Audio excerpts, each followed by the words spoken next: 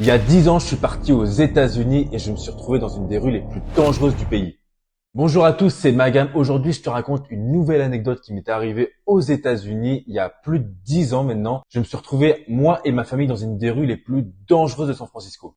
En avril 2014, moi et ma famille, on prend la direction des États-Unis pour la toute première fois pour un séjour de 10 jours à travers l'Ouest américain au départ de Paris, en direction de San Francisco. Donc le vol, je crois qu'il dure une douzaine d'heures.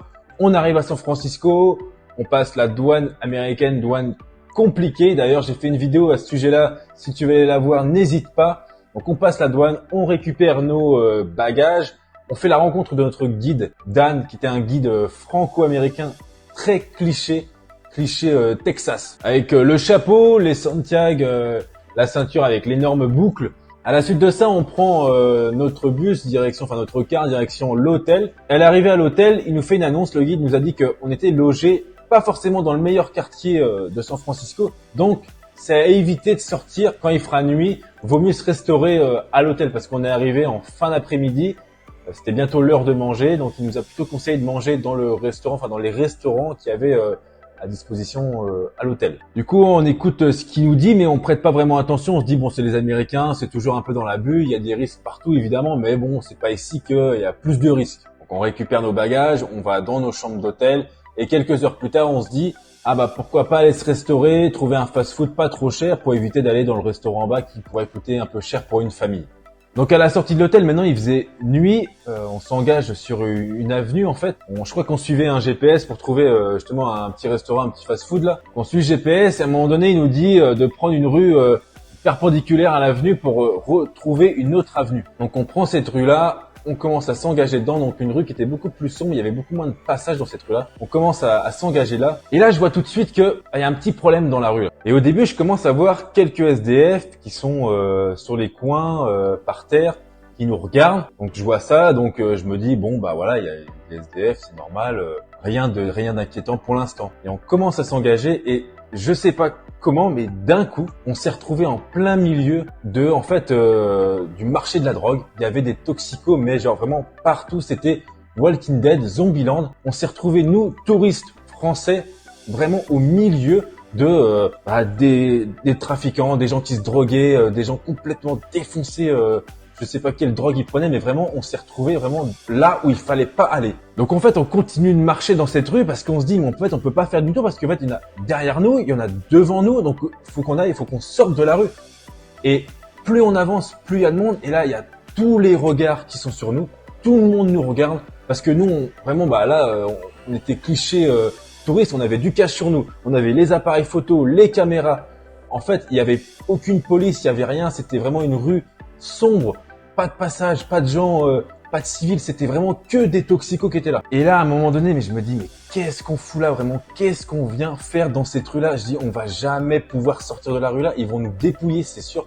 Vraiment, à un moment donné, on marchait, il y avait tellement de monde tellement de toxicos on était obligé de soit les enjamber, soit passer, en gros, ils étaient par terre, allongés, donc on devait soit les enjamber, soit passer autour, mais le fait de passer autour, on se rapprochait des autres qui étaient au bord de la route, qui se shootaient ou alors près du mur.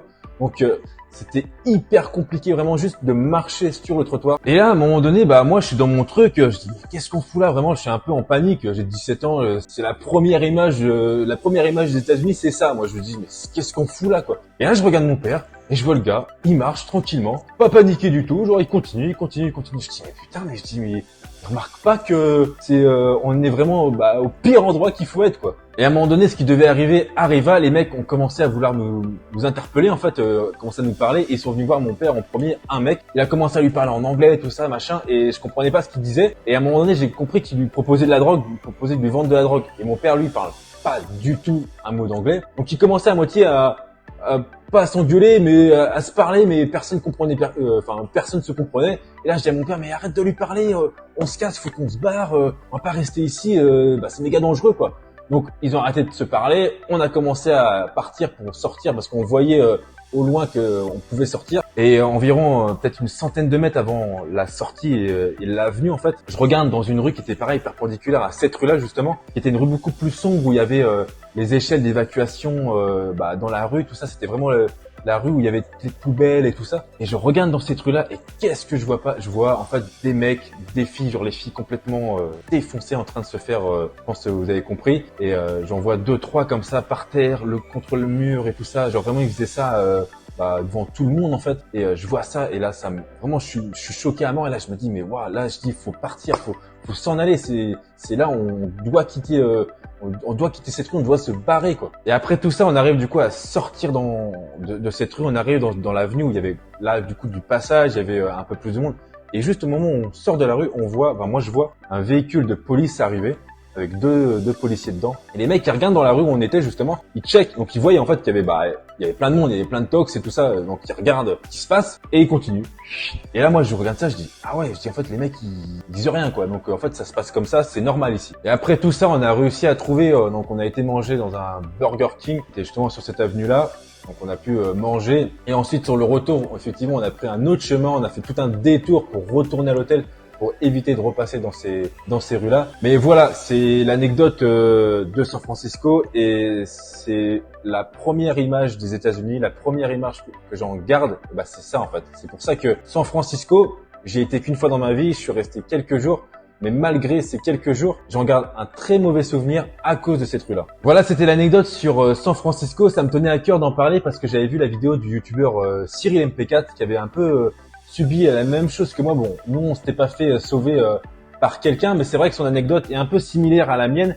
Et quand j'ai regardé son anecdote, c'est vrai que je me suis revu, en fait, je me suis revu à sa place et j'ai un peu vécu ce qu'il a vécu. Et c'est vrai que c'est un peu traumatisant quand tu t'y attends pas du tout et quand tu te retrouves dans cette situation-là. Donc c'est pour ça San Francisco, je sais pas si ça a évolué depuis 10 ans, depuis que j'y ai été, mais il faut éviter toutes les rues qui sont sombres, vaut mieux rester dans les grandes avenues éclairées où il y a beaucoup de monde parce que dès que vous vous engagez dans des petites rues adjacentes, et c'est là que tous les toxicos et en fait les trafiquants et où tous les problèmes en fait arrivent. Donc pour plus de sécurité, vaut mieux rester dans des coins où il y a pas mal de monde, où c'est assez fréquenté. Merci d'avoir regardé la vidéo. N'hésite pas à t'abonner et à me laisser un commentaire, ça me ferait super plaisir. Je te laisse la vidéo de New York que j'ai tournée cette année si tu veux aller la voir. Et sur ce, je te dis à la prochaine. Salut.